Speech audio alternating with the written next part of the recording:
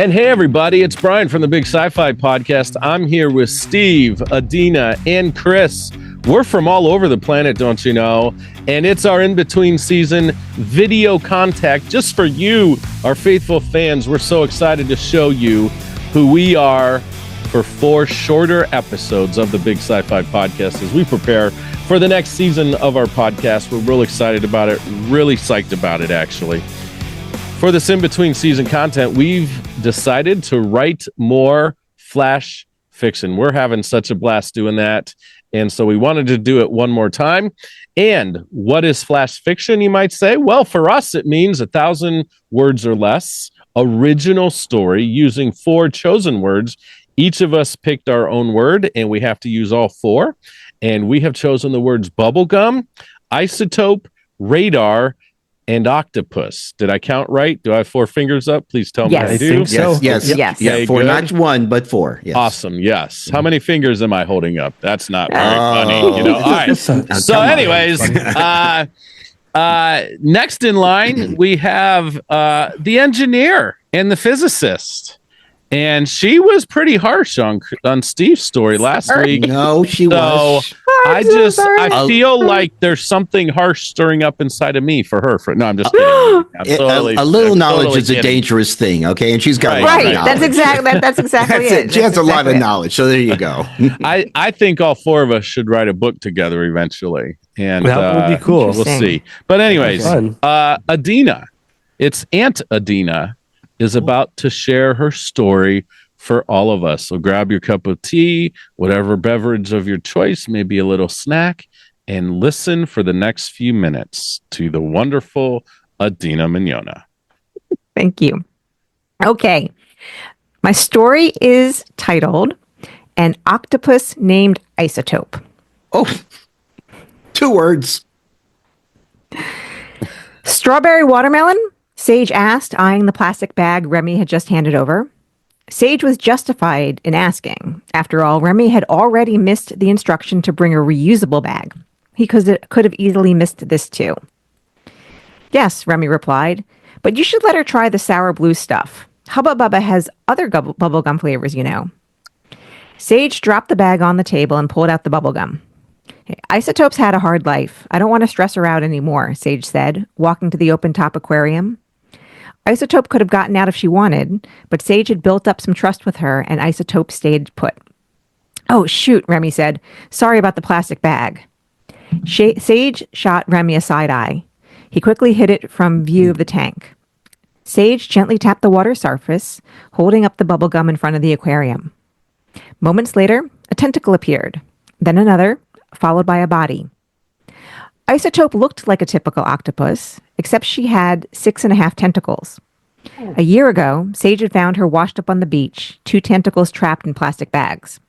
Sage freed her, amputating the damaged limbs, and they never grew back. Sage named her Isotope because, like an isotope of a chemical element, Isotope was an octopus at her core, but with a different number of tentacles. Chemical isotopes have the same number of protons, but varying neutrons. Sage hadn't been looking for a pet, or any living being to care for.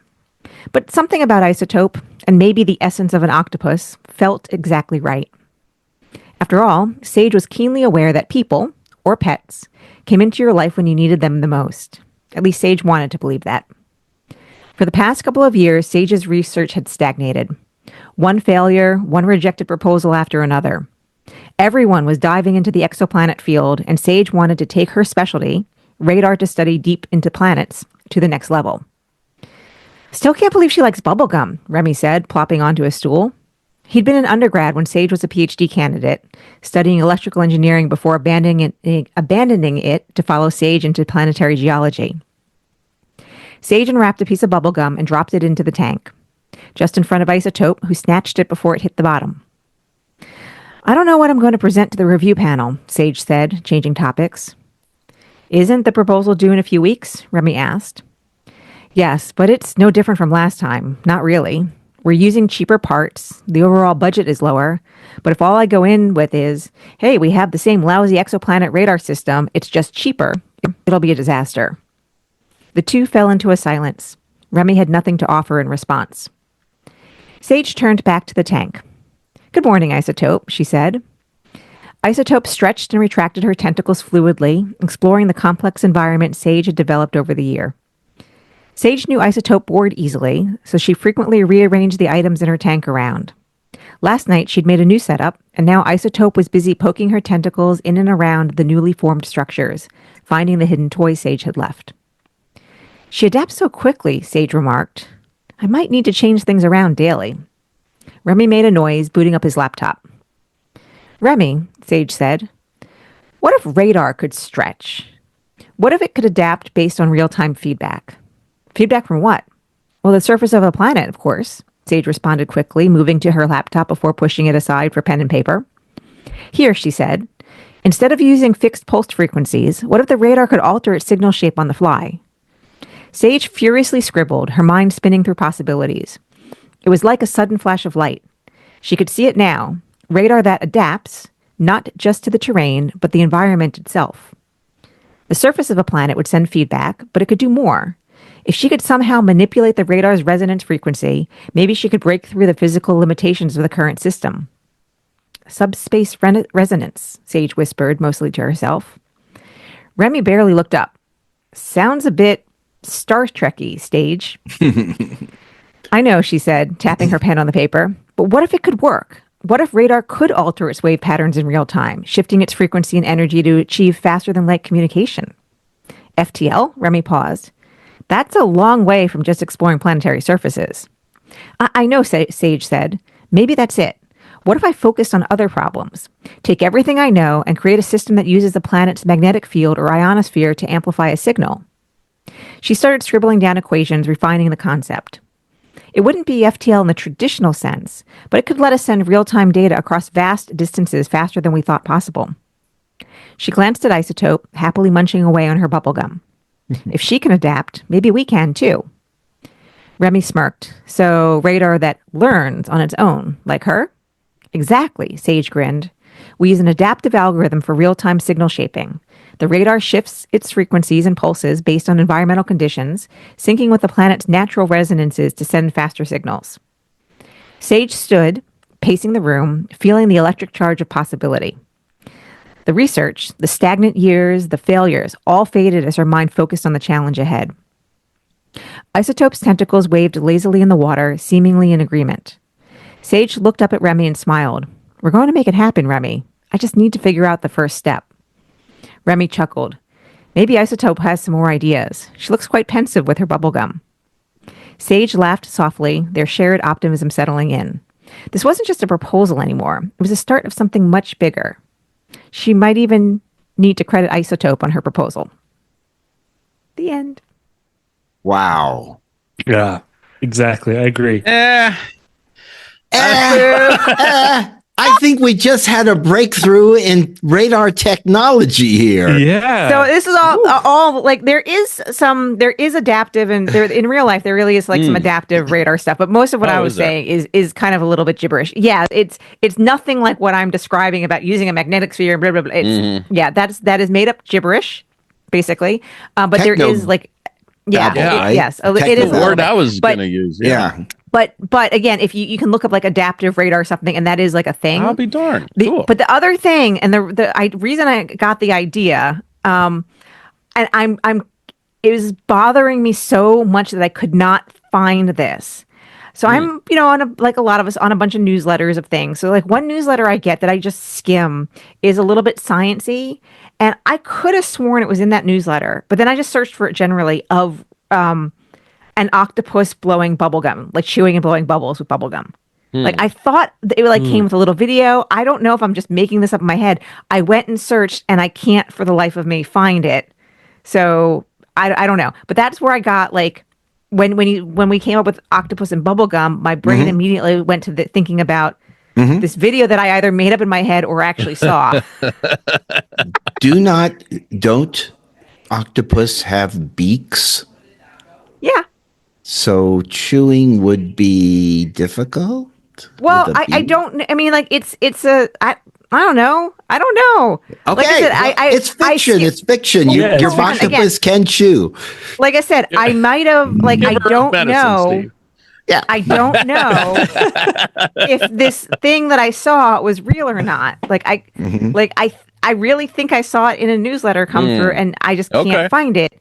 But then I did like some massive Google searching, and I can't find it. So I might have daydreamed like the whole thing, or had some other dream that I'm remembering. Kind of a fun daydream if it is. I mean, I like it. I like it. Well, octopuses are awesome. Well, the things, and octopuses do like weird things. They do very weird, unexpected things. They're incredibly intelligent, all that stuff. So anyway, this is where we are.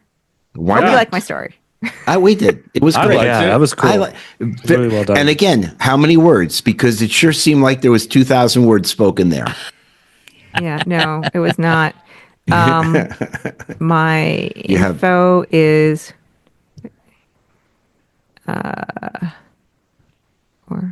is it like right on 1,000?